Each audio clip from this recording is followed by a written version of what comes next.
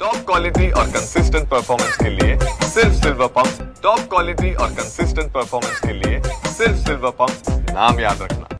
बार्शी तालुक्यातील वैरागमधील तडवळे गावामध्ये आरोग्य केंद्राची जी आहे ती दुरवस्था झाल्याचं पाहायला मिळते। खरं तर मुसळधार पाऊस जो आहे तो या भागामध्ये झालेला आहे। गेल्या खरं तर 8 ते 10 दिवसांपासून पाऊस सुरू आहे। मात्र काल मुसळधार पावसामुळे गावातल्या अनेक घरांमध्ये जे आहे ते पाणी शिरलं होतं। त्याचबरोबर त्याचा फटका जो आहे तो आता आरोग्य केंद्रांना देखील बसल्याचं चित्र आपल्याला पाहायला मिळते।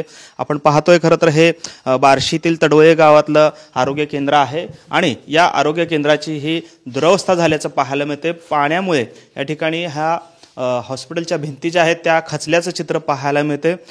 केव्हाही ही भिंत जी आहे ती कोसळू शकतं अशी परिस्थिती या ठिकाणी उद्भवलेली आपल्याला पाहायला मिळते। खरं तर जवळपास 10 ते 15 गावांचा आरोग्याचा कारभार जो आहे तो या ठिकाणाहून पार पडत असतो। 10 ते 12 गावातले लोक जे आहेत या आरोग्य केंद्रात येतात। मात्र आपण पाहतोय कशा पद्धतीने भिंतीला पूर्णतः तडे गेलेलं चित्र आपल्याला पाहायला मिळतंय। केवळ इथेच नव्हे तर या बाजूला देखील आपण पाहतोय भिंत पूर्णतः तडे गेलेले पाहायला मिळतात।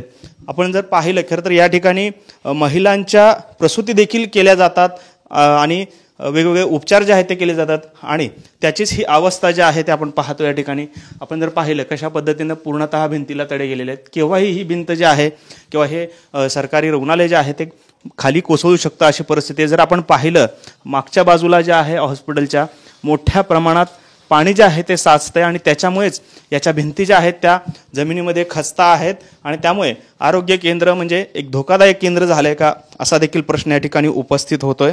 त्यामुळे स्थानिक नागरिक देखील वारंवार या ठिकाणी तक्रारी करताना आपल्याला पाहायला मिळतात। आपल्यासोबत काही स्थानिक लोक आहेत। काय परिस्थिती आहे गावामधलं? जवळपास 10 ते 15 गावांचं आरोग्याचं केंद्र हे आहे। काय परिस्थिती आहे तुमच्या? आता या 11 गावाला मदत मिळावी म्हणून आरोग्य विभाग PHC इथं उभारलेले आहे आणि PHCची जुनी बिल्डिंग आहे ती पूर्णपणे नादुरुस्त आहे। त्यामुळे त्यांनी एक उपकेंद्र म्हणून एक बिल्डिंग तयार केलेली आहे, पण त्या बिल्डिंगच्या आजूबाजूला पाण्याचा विळखा असल्यामुळं आणि बिल्डिंग खचलेली आहे आणि बिल्डिंगला आतमध्ये प्रत्येक भिंतीला तडे गेलेले आहेत आणि या ठिकाणी जे आरोग्य अधिकारी आहेत, काही इथं काम करणारे काही जेंट्स काही लेडीज आहेत, तर ती आपला जीव धोक्यात घालून या ठिकाणी आपलं उपस्थित राहतात, काम करतात। तर आमची अशी एक मागणी आहे की शासनाने याकडे लक्ष द्यावं आणि एक सहकार्य करावं, ही आमची गावकऱ्यांची भावना आहे। पण या संदर्भात काही आपण त्यांच्या वरिष्ठांना काही कल्पना दिलेली आहे का, सूचना दिलेल्या आहेत का, काही तक्रार दिलेल्या आहेत का की परिस्थिती वाईट आहे गावकऱ्यांनी, ग्रामपंचायतीने? आता बरंच 22 वर्ष झालं ते तक्रारी चालूच आहेत आणि प्रत्येक वेळेस गाव पाठपुरावा करतोय। जे अधिकारी आहेत ते पाठपुरावा करतात, परंतु प्रशासनाचं दुर्लक्ष असल्यामुळं या ठिकाणची जी परिस्थिती आहे सुधारलेली नाही आहे। आपण पाहतोय खरं तर ज्या ठिकाणी आपला जीव वाचवण्यासाठी काही रुग्ण जे आहेत ते या ठिकाणी येत असतात, मात्र तिथेच आता या रुग्णालयाची अवस्था जी आहे ती दयनीय झाल्याचं चित्र आपल्याला पाहायला मिळतंय। त्यामुळे सरकार या दयनीय अवस्था झालेल्या घटनांकडे लक्ष देणार की घटना घडल्यानंतर हे दुरुस्ती करणार हे पाहणं महत्त्वाचं ठरणार आहे। कॅमेरामन सचिनसह सागर सुरवसे, TV9 मराठी, तडवळे, बार्शी, सोलापूर।